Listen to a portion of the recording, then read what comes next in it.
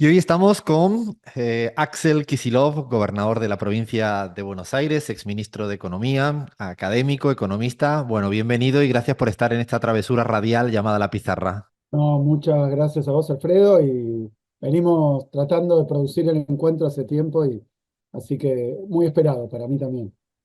Nos gusta comenzar, Axel, siempre hablando del mundo de los sueños, pero cuando hablo de los sueños cuando uno está dormido, no de los sueños cuando uno está despierto. ¿Sueñas? ¿Te acuerdas de lo que sueñas? ¿De niño soñabas algo recurrente? Nada nunca, Nunca, nada. bueno o malo, pero la verdad que no recuerdo mis sueños, pero no recuerdo mis sueños, así que tengo que soñar más despierto que dormido, me toca compensar.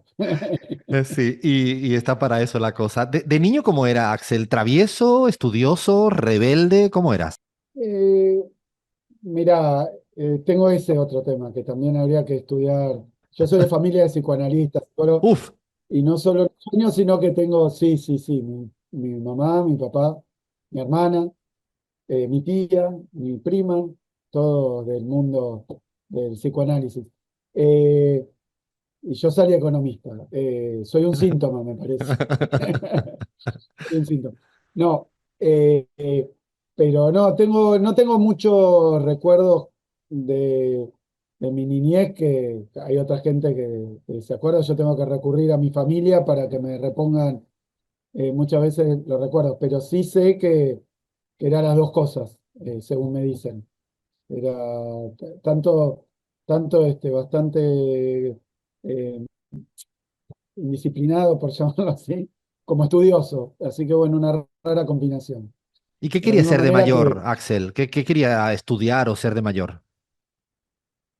mira, lo que recuerdo también está todo sujeto a algún tipo de biografía no autorizada, porque no son mis recuerdos, sino lo que me cuentan.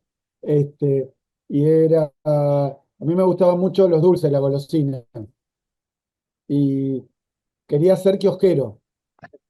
Eh, pero después me agarró el virus de economista, entonces, hablando de virus, y, y me di cuenta de que si era kiosquero me iba a consumir toda mi propia mercadería. Entonces decidí poner una fábrica de caramelos. Medio Willy Wonka. Eh, Axel, tengo que decir que en el equipo de La Pizarra está una compañera que se llama Bahía Luna, que además trabaja también en la provincia de Buenos Aires, que de hecho es la más golosinera que he visto en mi vida, así que ahora conozco un rival para ella, pero no imaginaba que le iba a preguntar si ella quería ser kiosquera para tener golosinas ahí. sí, pero era mal negocio con mi angurria de golosina de dulce, no, no va a funcionar. Como Y, negocio no. Mirá vos, sí. y Y mira, sigo cuando... siendo, ¿eh? Sigo siendo, ¿Sí? donde voy hay caramelos, sí, sí, sí, sí, sigo siendo. Me encanta, el De- dulce de leche, me encanta. ¿Qué torta es Los la que más te gusta alfajores. de la Argentina, hablando de dulces? Ah, mirá qué pregunta. Mil hojas o rogel se Ay, llama. qué rico. Masa dulce de leche, masa dulce de leche, masa dulce de leche. Y hay uno que se llama postre argentino, que no lo conocía yo, No sé cuál eh, es. que está en una localidad de la provincia, como yo ya he dado 5 o 6 vueltas a todos los pueblos de la provincia de Buenos Aires, son 135 municipios, pero en Dolores hay un postre que es como sería un mil hojas. Dolores por la costa atlántica aproximadamente, ruta 2 yendo a Mar del Plata, que es lo mismo, dulce de leche masa, pero tiene 25 capas, muy finitas, y es una delicia. Lo conocí hace poco y ya es uno de mis postres favoritos, pero lo saben hoy en toda la provincia, entonces donde voy me regalan un frasco de dulce de leche, los alfajores, el postre del pueblo, tortita negra, bueno, sí, muy, Me muy tentaste porque soy dulcero dulcero. se dice acá, Sí, sí, sí, dulcero, sí. sí, sí. Cuando estudiabas economía, Axel, ¿militabas en la política universitaria? Yo, por ejemplo, nunca milité en la política universitaria. Te pregunto a ti, cuando estabas estudiando economía. Milité desde que tengo memoria, que es más o menos a los 13 años. Eh, Entré a un colegio universitario, que es el Colegio Nacional de Buenos Aires, pero justo entro en el 85, 84, 85, no me acuerdo exactamente el año, debe ser 85, que es con la vuelta de la democracia, un fervor democrático y un proceso de apertura democrática de mucha de mucha participación de los jóvenes también. Cuando termina la dictadura en el 83, diciembre del 83, cambió el gobierno y así que por ahí. Y entro al colegio y casi con la misma importancia al centro de estudiantes del colegio. Eh, y empiezo a militar y no paré nunca. Eh, Así que en aquel momento, bueno, un militante con mucha orientación a derechos humanos, como fue aquel momento de los juicios, y etcétera. Una decepción muy grande, después una frustración, porque la democracia vuelve con dos banderas, ¿no? Una, la de la memoria, la verdad y la justicia, pero eso termina en una frustración primero con la obediencia debida, el punto final, durante el gobierno de Alfonsín, luego con el indulto, eh, o sea que es un proceso interrumpe, un proceso de, perdón, es la misma palabra, ¿no? Pero un trabajo que se interrumpe. Y lo mismo pasa con la economía, porque Alfonsín decía, con la democracia se cura, se educa, eh, y tenía que ver con que también la democracia va a traer prosperidad económica, y la verdad que termina esa primera experiencia con una crisis grandísima del gobierno de Alfonsín. El propio gobierno de Alfonsín denuncia un golpe de mercado que le impide terminar su periodo de gobierno. Entonces empiezo con esa militancia, después ya vienen los años 90 y yo paso al ciclo universitario, estudiar economía en una de las facultades menos proclives a la participación política. Es una facultad, la Facultad de Economía, pero también unas carreras muy profesionalistas, contador, administración. O sea, la militancia seguía fuerte en ciencias sociales, en filosofía y letras, en otras facultades, en ciencias exactas incluso, mucho menos en económicas. Pero yo debo haber entrado en el 91 a la carrera de economía, y 92 ya con otros fundamos una agrupación política. Así que ¿Cómo se llamaba, Axel? eh, TNT. Tenía las siglas tenían muchas interpretaciones. Una era que quedó bastante famosa porque era de las más graciosas, tontos pero no tanto.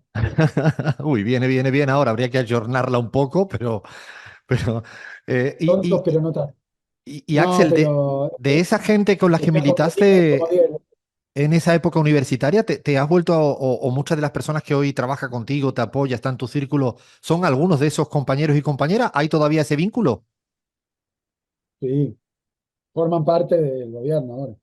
Ah, Porque era una particularidad, varias particularidades. Primero empieza como una agrupación en económicas, que era una agrupación irreverente, llamémosla, no apolítica, porque más bien el problema que teníamos es que fue los 90 una época donde a nivel regional, a nivel internacional, era la época del consenso de Washington, del fin de la historia, del fin de las ideologías. La verdad que si en algo se equivocó es que venía el fin de la historia, a partir de los 90 con la caída del muro, ¿no? Pero ahí había como una visión de, antes había dos sistemas políticos, dos posibilidades, ahora queda uno solo, que es dominante, bueno, que era vinculado sobre todo al predominio y a la centralidad de Estados Unidos, y toda esa línea también de que el ujú. capitalismo iba a traer prosperidad, igualdad, convergencia para los países subdesarrollados, siempre y cuando se aplicaran determinadas recetas, formas políticas. Bueno, y en económica nosotros lo que teníamos es que después de el final del gobierno de Alfonsín, que vino el gobierno de Menem, vino una época de muchísima desmovilización política, de muchísima apatía, de muchísimo desinterés, y nosotros fundamos una agrupación en medio de todo eso. Y la idea nuestra era llamar la atención, entonces teníamos volantes bastante ingeniosos, panfletos bastante ingeniosos, que a veces tenían de un lado algunas cosas hasta graciosas, cómicas, porque lo que pasaba es que repartías un panfleto y decías, ¿para qué venís a la universidad a hacer política? Que hay que venir a estudiar, hay que venir a prepararse, intentos de atacar la universidad pública, la gratuidad, de cambiar los planes de estudio para que fueran más limitados, más parecidos a lo que se enseñaba en los países centrales. Entonces, bueno, empezamos a militar, a organizarnos en económicas, pero después estábamos en todas las facultades de la Ah, Universidad de Buenos Aires, en las 13 facultades como agrupaciones similares, y en alguna de ellas militaba Mariano Recalde en Derecho, ah, Guado de Pedro. o Ellos se sea, llamaban NBI. NBI. nada que ver con Eh, necesidades básicas insatisfechas. bueno, también tenía muchas interpretaciones. Ah, Sí, es una fórmula del derecho también que está en latín, entonces, eh, pero bueno, había una en exactas, SLM, otra en filo y letras, otra en cada una de las facultades. Y terminamos ganando el centro de estudiantes de económicas a la Franja Morada, que era el radicalismo, ya en 2001, y mm, ganando la FUBA, la Federación Universitaria, con las agrupaciones estas, que se las conocía como agrupaciones independientes, pero había peronistas de izquierda, todo muy politizado, la verdad que lo contrario, y peleábamos por la universidad pública gratuita y también contra el neoliberalismo, eran agrupaciones contra el neoliberalismo. Y después, fíjate que eh, buena parte de eso termina cuando aparece Néstor en 2003 dentro del kirchnerismo. te iba a preguntar justamente, ¿cuál fue la primera vez que conociste a Cristina y cómo? ¿Te acuerdas ese primer momento, ese primer, porque a veces no se olvida ese tipo de situaciones? No sé si eso también te lo contaron ya tus papás, tu familia, tu gente cercana, o te acuerdas tú. No, mi familia no era peronista. Ah, no era peronista. No, de acordarme. No, me lo acuerdo, más reciente, sí, eso sí me lo acuerdo, fue muy impactante para mí porque para mí Cristina eh, es una figura política, una suerte de prosa. Eh, conservo, conservo esa misma mirada, eh, infinita admiración, respeto y obviamente, eh, para mí que venía de la militancia política, pero no venía del peronismo, mi entrada al peronismo tiene que ver con Néstor y Cristina. Nunca fui antiperonista, mi familia no era peronista, pero había también algo de antiperonismo en algunos, y yo siempre militando, pero bueno, desemboco en el peronismo. Yo digo que soy un hijo recuperado del peronismo también, porque a mí me tocó, cuando empiezo a militar, no venir de una familia de tradición peronista, y que el peronismo que observo, que conozco cuando entro a la adolescencia, incluso en la universidad, era el peronismo de Menem, y no me gustaba ese peronismo. Pero sí Perón y Evita. Entonces, como tal vez alguien que viene de familia peronista se le resuelve más. Pero bueno, son claramente con Néstor y Cristina, me acuerdo incluso cuando escuché, siendo profesor, ya era profesor universitario, en el 2013 el discurso de Asunción de Néstor, que es un discurso histórico, cuando toma el cargo, que Néstor no era un dirigente demasiado conocido, gana con 23% de los votos, además sale segundo, tiene que ir a un balotaje contra Menem, que sale primero. Ujú. Y Menem decide no presentarse porque entiende que va a perder en un balotaje. Y gana Néstor. Y yo le venía prestando atención, obviamente en la campaña, pero en el discurso de Asunción quedé impactado porque lo que presenta como programa de gobierno, llamémoslo así, era para nosotros un sueño. Ujú. Él dice ahí, vengo a proponerles un sueño, pero bueno, era un sueño que quienes militábamos del lado del campo popular, del lado de los derechos humanos, del lado, obviamente, del latinoamericanismo, del lado de toda esa corriente histórica, y bueno, incluso mirarlo con algo de escepticismo. ¿Podrá hacer esto que dice? Y además se metió en la... te tocó luego del tiempo formar parte incluso del Sí, gobierno, después la ¿no? conozco. Sí, sí, sí, ministro de Economía de Cristina, último ministro de Economía de Cristina. Eh, pero después mi ingreso, después ya mi acercamiento más fuerte es cuando es el llamado conflicto con las patronales 2008, ¿no? de campo, 2008, que ahí nosotros teníamos un centro de investigaciones económicas que no formaba parte del gobierno, ni siquiera estrictamente el kirchnerismo, entonces tuvimos algún protagonismo, alguno, porque era discutir desde la economía eh, lo de las retenciones, los derechos de exportación. Y después, 2009, mi amigo Mariano Recalde lo nombran presidente de Aerolíneas Argentinas, Ah. que hoy de nuevo está. Y me llama Mariano y me pide que lo acompañe en Aerolíneas, sin conocer yo a Cristina, ni a Néstor, ni nada. Néstor moriría poco después, ¿no? En julio de 2009.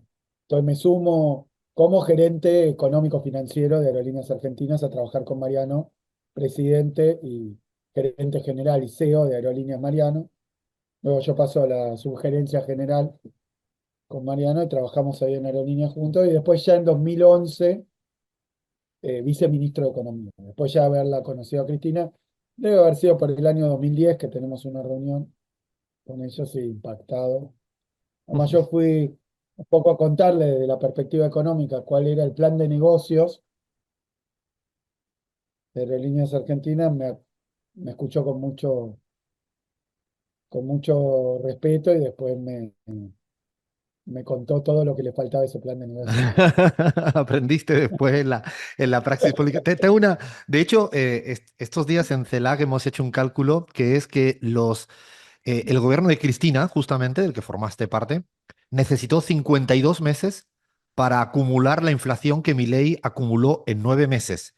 Pero además, en ese cálculo no agarramos los datos del INDEC para que no nos dijeran nada y utilizamos los datos de The Economist. Es decir, con los datos peores asignados al gobierno de Cristina Sí. por consultoras privadas, 52 meses en 9 meses de Milei. ¿Cómo le explicarías tú como profesor a Milei que la inflación no depende exclusivamente de la emisión y del déficit? Eh, Mirá, eh, vamos primero a aquello. Yo soy viceministro de Economía de Cristina del 11 al 13 y después de las elecciones de segundo término, me nombra ministro de Economía. Eh, Fines del 13, comenzó el 14. Nosotros tenemos un primer año muy accidentado porque eh, hubo una inflación bastante alta en el año, que fue de 37 puntos, medida por el Instituto de Estadísticas de Macri, del gobierno de la Ciudad de Buenos Aires. Y al año siguiente, la inflación baja a 23, medida por el macrismo y por aquello sin ninguna sospecha de ninguna duda, ninguna acusación de nada. Entonces, yo creo que estaba mal medida, pero aún mal medida, fue una inflación muchísimo más baja de la que se experimentó este tiempo. Yo se lo explicaría a Milei usando a un mal economista, pero que él probablemente respete, que es Milei. Eh, Probablemente, no lo sé ya. Pero cuando Milei candidato, Milei columnista y panelista de programa de televisión, antes de ser presidente, Milei performer y estandapero, ¿no? Ese Milei. Le preguntan, yo después te paso el fragmento, le preguntan por qué si Macri, si en el gobierno de Macri había habido emisión cero y déficit cero, cosa que el gobierno, que él dice, bueno, pero hay que ver ese gobierno. El ministro de Economía era Caputo, el de ahora, y el presidente del Banco Central era Sturzenegger, el ministro de ahora, o sea que era staff actual, del gobierno actual. Me preguntan por qué la inflación del gobierno de Macri termina en 54% anual, el último año de Macri, cuando tenía déficit cero y emisión cero. Con lo cual, ¿cómo es esto de que la inflación es en todo tiempo y en todo lugar un fenómeno monetario? Le preguntan a Milei. Y Milei cita un paper de Friedman, conocido paper de Milton Friedman, donde él dice que el monetarismo en realidad no es un monetarismo instantáneo, es decir, que emitir cero no genera inflación cero inmediatamente, sino que tiene un lag, un retraso, que según Milei es de 12 a 18 meses. Entonces, ¿qué es lo que Milei debería aprender, Milei de hoy, de Milei candidato? Que si hoy bajó la inflación, según su propia teoría, no tiene nada que ver ni con la emisión ni con el déficit, Porque hace 12 sino que si meses bajó tiene no que ver pasó con eso. la emisión y el déficit 12 meses atrás o 18 meses atrás. Así que le tendría que estar, si bajó la inflación, agradeciendo al ministro anterior, que era el otro candidato a presidente, que es Sergio Massa. Todo muy confuso para el pobre Milei, según la opinión del propio Milei. Milei en T-1, digamos, para hablar en términos económicos, de En modelo su modelo económico, econométrico es explica t muy menos bien uno. que Milei de T0, que es ahora, Milei en T0 es refutado por Milei en T-1, que es como llamamos los economistas al periodo anterior. T0 es ahora, T-1 el periodo actual. Entonces, no necesito ni explicarle porque ya sabe que lo que está diciendo es una mentira y una barbaridad. Eh, y yo creo que en Argentina, que podemos hablar de, cuando uno dice multicausalidad, bla, bla, de lo que está hablando también es que la inflación, el proceso inflacionario en Argentina, obviamente no es lo mismo que cuando hay inflación en Europa o en Estados Unidos. Es decir, que el proceso inflacionario representa, expresa diferentes cosas en diferentes momentos. Por eso esa explicación de que siempre, en todo momento, un fenómeno monetario, básicamente es una forma de confundir y además un monetarismo tan, diríamos acá, tan cuadrado, que creo que no tiene ningún partidario, ni siquiera el propio Milei, como te acabo de explicar. La Y, inflación de hoy es la inflación de hoy. Uno dice, ¿de qué depende la tasa de inflación de hoy? Porque hay una inflación diaria, hay una inflación mensual, hay una inflación anual.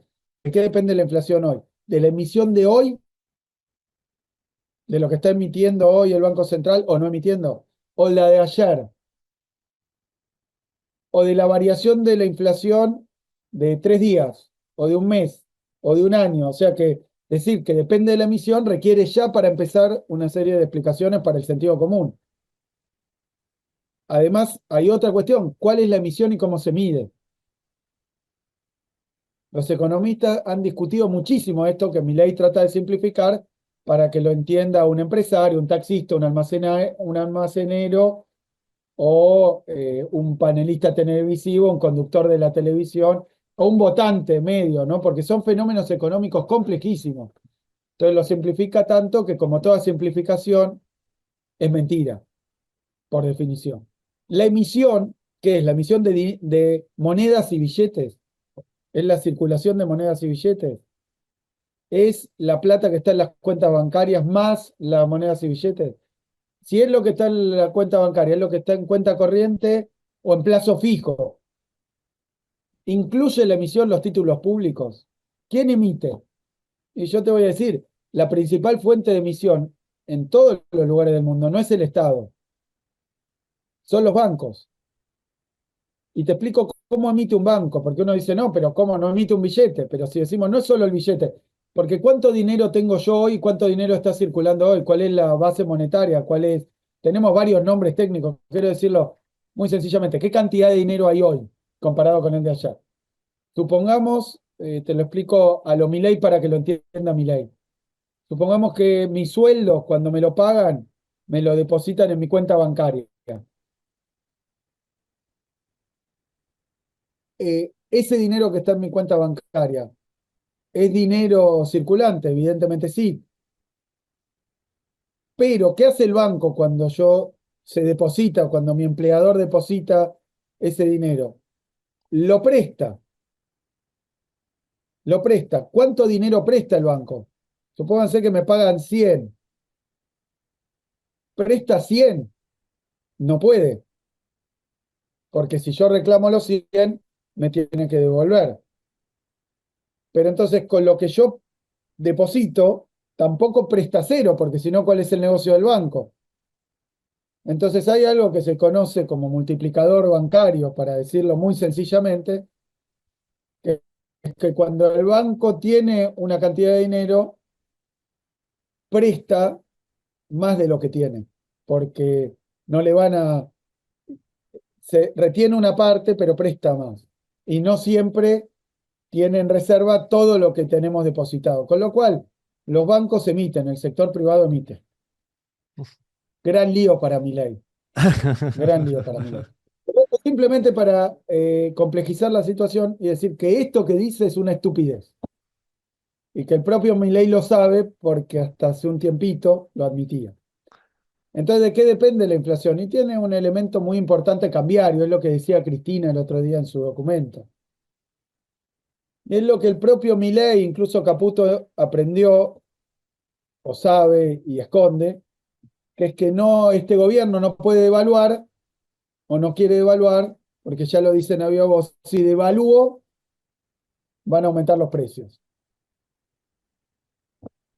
Entonces, yo te diría, ¿cómo explico que esto que dice Milei es falso? Porque el propio gobierno está actuando a contramano de cuál es la teoría y el discurso que tiene. Tengo una pregunta política de la caracterización. Una tesis podría ser que Milei es el hijo, el fruto, la consecuencia de un caos ideológico y una crisis de representatividad.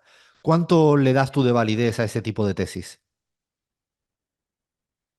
No, yo creo que hay varios elementos en el triunfo de Milei que no pienso votar, ni creo que nadie esté en condiciones, siendo algo tan reciente, de, de poder analizar cabal y plenamente. Te hablo más desde la experiencia de dirigente político, de candidato, de gobernador, la experiencia de militancia, ¿no? Eh, Hay un elemento en el voto de Milei, en quienes lo votaron a Milei y lo hicieron presidente, que tiene que ver con un malestar, uno podría decir con enojo, con decepción, con bronca, ¿no? Lo vota Milei un sector que está desencantado de la política y desencantado de... y así parece una cuestión categorialmente de la sociología o de la ciencia política, pero creo que hay una parte que vota Milei porque está, no la está pasando bien y está buscando dónde poner su voto que le den alguna solución y alguna respuesta a los problemas que tiene. Y yo creo que Milei ofreció eso, lo ofreció desde la novedad. Dijo, bueno, miren, nadie pudo solucionar este problema y este problema, que eran problemas reales, entre ellos el problema económico, ¿no? Del salario, de la distribución, de los ingresos, de la inflación. Y dice, yo soy un economista que sabe mucho, que no vengo de la política, los políticos no lo han podido resolver, son malos. Le agrega, no lo han podido resolver porque trabajan solo para ellos, entonces este concepto de casta. Vótenme a mí, que no soy parte de eso, y yo lo voy a resolver. Bueno, todo eso, el voto, quien lo votó a Milei para estar mejor, porque tenía problemas que no le podían resolver las fuerzas políticas, que creo que es un voto legítimo y genuino, bien democrático en el sentido, voto a un dirigente político que me promete que va a mejorar mis condiciones, también bien democrático, no necesariamente muy politizado en el sentido ideológico partidario, pero un voto genuino, voto para estar mejor. Incluso no tiene por qué ser egoísta. Voto para estar mejor yo, mi vecino, mi compañero de trabajo, el país. Creo que hay un elemento. Y creo que es el elemento más puro del voto de Milei. En cuanto a característico. Lo votan para eso. Y después gana Milei no solo con ese voto, te hablo de números de la provincia de Buenos Ujú. Aires. El voto a Milei en primera vuelta es un 25% del voto de la provincia. O sea, es significativo.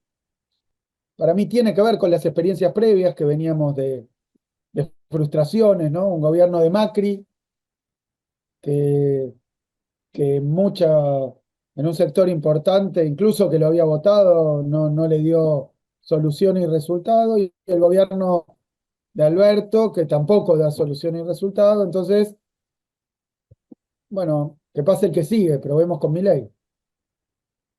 Aparece como una novedad, un sabelotodo, alguien que habla de lo técnico, a veces usa terminología económica, todos los que están no sabían nada, no entendían nada, se equivocaron en todo, vótenme a mí, que tengo la receta mágica, tengo la pócima mágica. En aquel momento era voy a dolarizar la economía y con esto vas a ganar en dólares, va a terminar la inflación, la educación la voy a arreglar con el voucher. Fíjate que son todas, yo digo, pócimas mágicas que decía dolarización, voucher, cosas así que nadie sabía bien qué era ni si se podía aplicar. Y contó también con mucha complicidad de un sector de los comunicadores, porque lo que decían eran todas barbaridades, imposibles de aplicar, inútiles y dañinas si se aplicaban. Pero la DCA contaba con un acompañamiento donde él admitía entrevistarse porque era un fenómeno televisivo de las redes sociales, TikTok. Decía, yo voy a arreglar los problemas que generaron todos los políticos, vótenme a mí, los voy a solucionar. Pero hay otro elemento que en provincia de Buenos Aires también contribuyó al triunfo de Milei, que fue el voto antiperonista, un voto anti. Por eso también se desplazó Milei con tanta facilidad. No era un voto convencido de determinado proyecto, de determinados dirigentes, de determinado, era un voto anti. Y con esto no agoto el fenómeno, porque obviamente alguien va a decir, no, pero hay alguien que lo votó a Milei. Son caracterizaciones medio generales y un poco caricaturescas también. Ujú. Pero hay quien no quería votar al peronismo y entonces la votó a Bullrich, como lo había votado a Macri, como lo votó a Larreta. Pero después todos los que votaron a Larreta en la provincia de Buenos Aires, todos la votaron a Bullrich.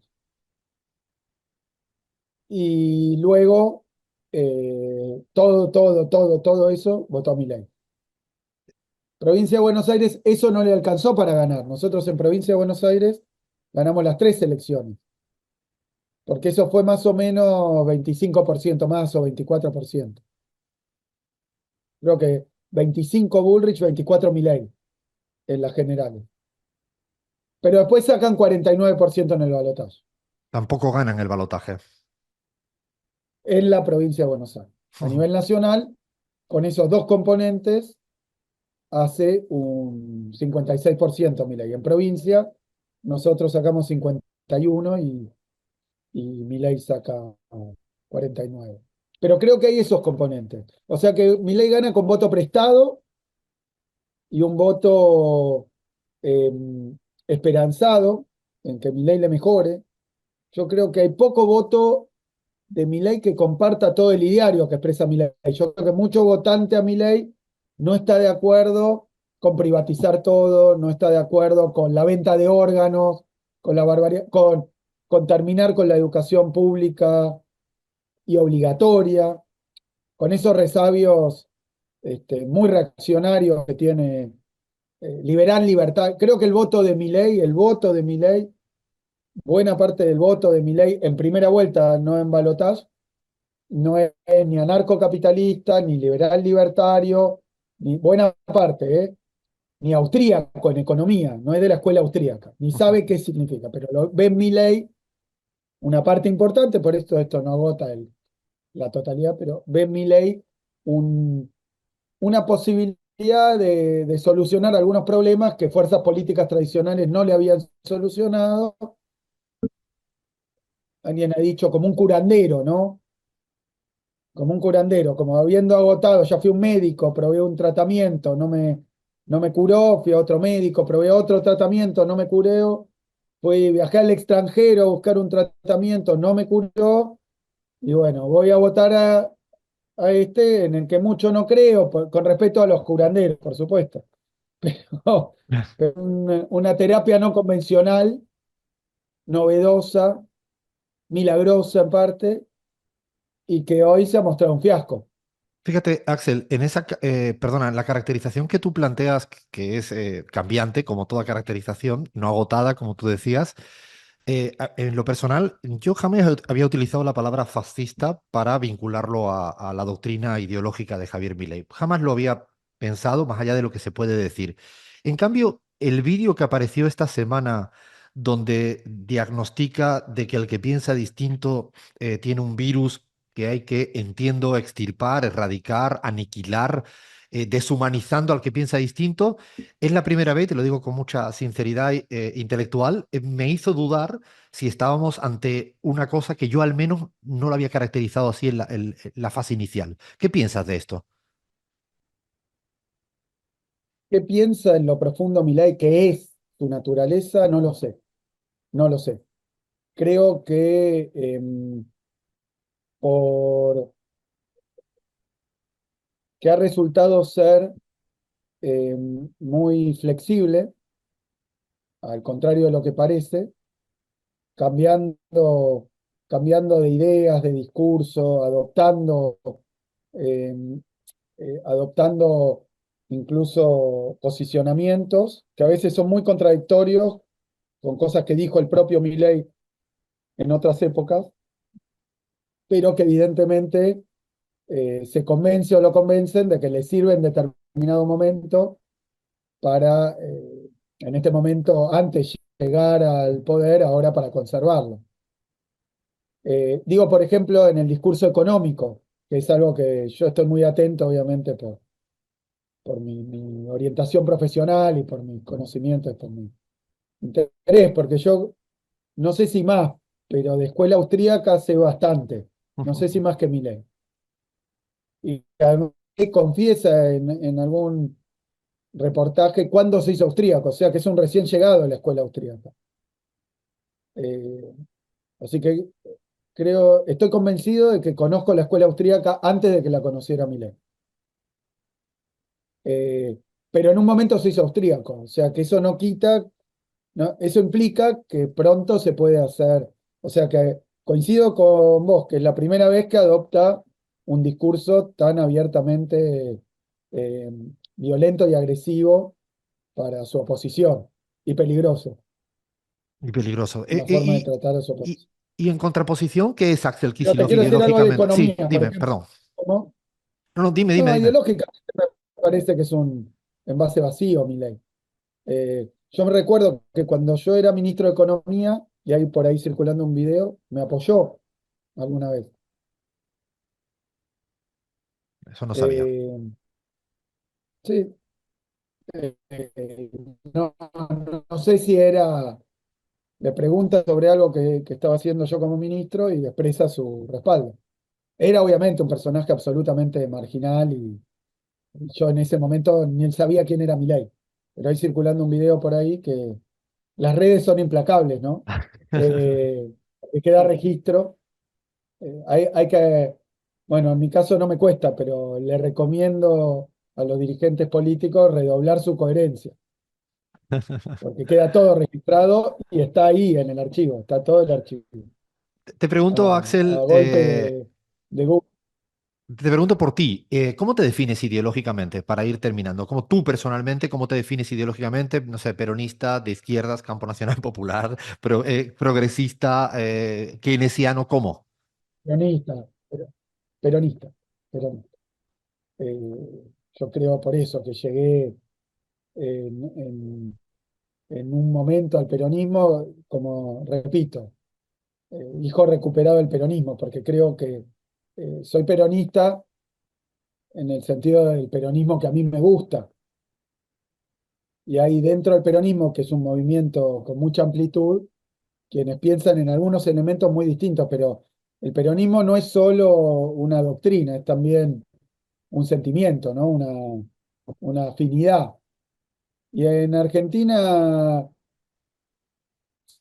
ser peronista es defender los intereses permanentes de la clase trabajadora argentina, defender la soberanía nacional, la independencia económica, defender la justicia social, pero además eh, creo que acá es formar parte de algo, de una tradición histórica que ha sido la que peleó por eso y la que fue tantas veces perseguida y,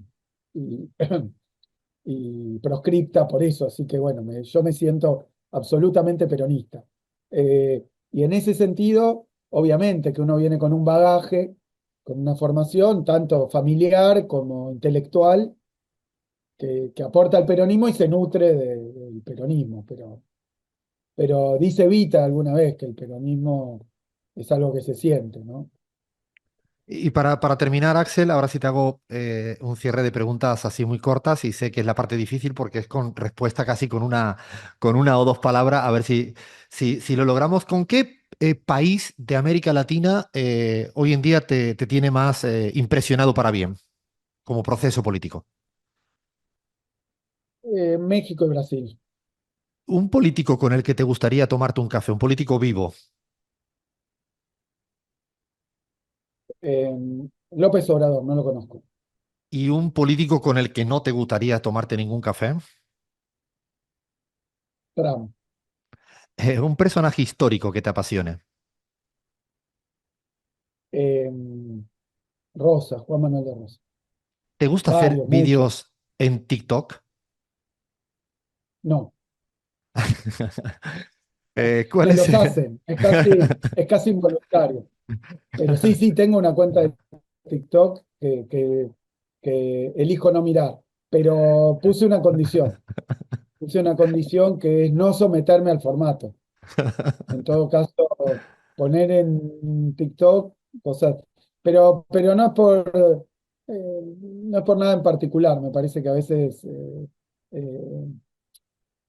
el medio es el mensaje, diría. Dime un porcentaje. ¿Cuánto hay de rosca en la política argentina?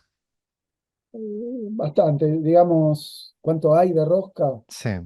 30, ¿Cuál es 30%. el medio de comunicación que primero consultas en el día? ¿O escuchas radio, o ves tele, o lees algo? Twitter, ¿Cuál es el Twitter. consejo más repetido que te dan tus hijos a ti? Son domésticos y cotidianos. Tiene que- No te quieres meter en este quilombo, ¿no? No, no, no, ¿Cuál no es, quiero, no quiero, pero son buenos consejos. Bien haría en hacerles caso. cuál es el principal aprendizaje que has tenido desde que eres gobernador de la provincia de Buenos Aires, que te queda muy, muy presente? Que, que hay que estar cerca, al lado, junto y con el pueblo. ¿Cuántos termos de mate te tomas por día? Eh, ¿10? Madre mía. Sí, Madre 10. mía. Y te pregunto ahora con una palabra y te digo una. Soledad, tu esposa,